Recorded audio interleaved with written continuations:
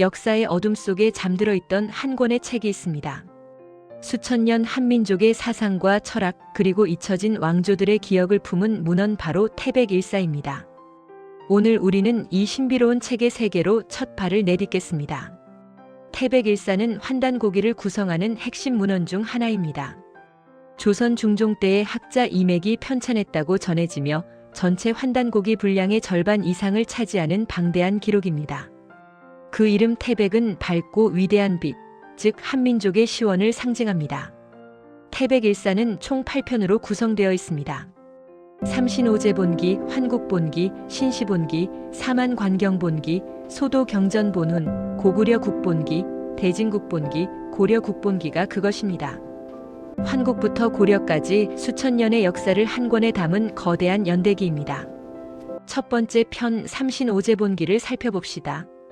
이 편은 한민족 우주관의 뿌리를 담고 있습니다. 삼신이란 하늘의 근원적 창조 원리를 의미하며 오제는 그 삼신에서 파생된 5방위의 신격입니다. 이것은 단순한 신화가 아니라 하나의 완결된 철학 체계입니다. 두 번째 편 환국본기입니다. 환국은 환단고기에 기록된 한민족 최초의 국가로 약 BC 7000년 전에 시작되었다고 기록합니다. 광대한 영역에 걸쳐 12개의 연방국가로 이루어진 제국. 이 기록은 주류 역사학의 시간 틀을 완전히 뒤흔드는 주장입니다. 세 번째 편 신시본기입니다. 신시는 환웅이 태백산에 세운 신성한 도시국가입니다. 환웅은 3000명의 무리를 이끌고 하늘에서 내려와 홍익인간의 이념으로 나라를 다스렸다고 합니다. 여기서 하늘이란 상당히 높은 지대 지역임을 미루어 짐작해야 하겠습니다. 널리 인간을 이롭게 하라, 이 정신은 지금도 한국 교육 이념의 근본입니다. 네 번째 편 사만관경본기. 여기서 말하는 사만은 훗날의 마한진한변한이 아닙니다. 고조선 시대의 진한, 마한, 번한을 가리킵니다. 태백일사는 이 사만이 고조선의 체제, 즉 세수도를 중심으로 운영된 연방 통치 구조였다고 합니다. 다섯 번째 편이자 태백일사의 진주라 불리는 소도경전본훈입니다. 소도는 고대 한민족의 신성구역, 성역을 의미합니다. 이 편에는 천부경, 삼일신고, 참전개경 등 한민족 고유 경전들이 수록되어 있습니다. 천부경은 단 81자로 이루어진 한민족 최고의 경전입니다.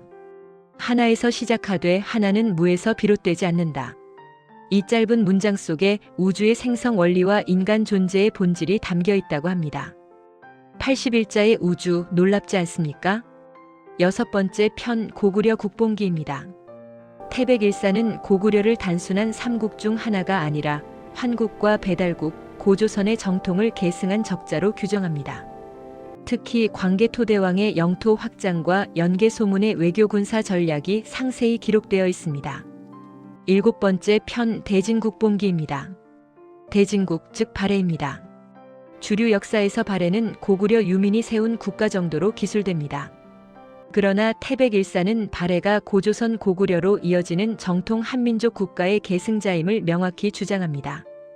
여덟 번째이자 마지막 편 고려국본기입니다. 고려 시대까지의 역사를 담은 이 편은 한민족의 역사가 단절 없이 이어져 왔음을 강조합니다. 환국에서 출발하여 고려에 이르는 긴 여정 태백일사는 이 전체를 하나의 흐름으로 꿰어냅니다. 이제 태백일사를 둘러싼 핵심 논쟁을 살펴봅시다. 편찬자로 알려진 이맥은 실존 인물입니다. 조선 중종 때 관료로 연산군일기에도 그 이름이 등장합니다. 그러나 그가 정말 이 방대한 문헌을 편찬했는지는 여전히 논쟁 중입니다. 위서론자들은 태백일사의 문체와 용어에 주목합니다. 일부 표현들이 조선시대 이전에는 존재하지 않았던 개념이거나 근대 민족주의 담론에서 유래한 것으로 보인다는 지적입니다. 언어는 시대의 흔적을 남깁니다. 문체 분석은 문헌 비판의 중요한 도구입니다. 반론 측은 이렇게 답합니다. 문체적 차이는 후대 필사 과정에서의 윤문으로 설명될 수 있다고. 수백 년에 걸쳐 필사되는 과정에서 당대의 언어로 다듬어지는 것은 동서양 문헌에 공통적으로 나타나는 현상입니다. 성경도 논어도 그 과정을 거쳤습니다. 태백일사에는 다른 문헌에서 찾을 수 없는 독자적 기록들이 많습니다. 예를 들어 고구려의 독자적 연호 기록, 발해의 내부 통치 구조, 고조선의 행정 체계 등입니다. 이것들이 전부 창작이라면 그 창작의 정교함과 일관성은 오히려 경이로운 수준입니다. 학계의 판정은 현재 어느 쪽으로 기울어 있을까요? 주류 역사학계는 태백일사를 포함한 환단고기 전체를 근대에 창작되거나 크게 윤색된 위서로 판단합니다. 그러나 제야 사학계와 일부 연구자들은 그 핵심 내용이 실제 구전 전통이나 소실된 고대 문헌에 기반할 가능성을 제기합니다. 우리가 주목해야 할 더 큰 그림이 있습니다. 태백일사가 담고 있는 사상체계, 즉 홍익인간의 철학, 천부경의 우주관, 소도의 공동체 정신은 진위 논쟁과 별개로 그 자체로 깊은 사유의 가치를 지닙니다. 진서든 위서든 이 사상은 우리에게 묻고 있습니다. 당신은 어떤 가치 위에 서 있는가? 결국 태백일사를 어떻게 읽을 것인가는 우리에게 달려 있습니다. 역사 문헌으로서 검증이 필요한 텍스트인 동시에 한민족의 정체성과 세계관을 담은 사상적 유산으로 볼 수도 있습니다. 두 시각은 서로를 배제하지 않습니다. 오히려 함께 읽을 때 더 풍부한 이해가 가능합니다. 오늘 우리는 태백일사의 구조와 내용, 그리고 그것을 둘러싼 논쟁의 지형을 살펴보았습니다. 역사는 승자의 기록만이 아닙니다. 때로는 어둠 속에 묻혔던 이야기가 새로운 빛 아래 재해석됩니다. 다음 편에서는 더 깊은 쟁점들을 함께 탐구하겠습니다. 끝까지 함께 해주셔서 감사합니다. 구독, 좋아요는 나라 사랑입니다. 나라 사랑입니다. K 이터널 루트 영원한 민족의 뿌리.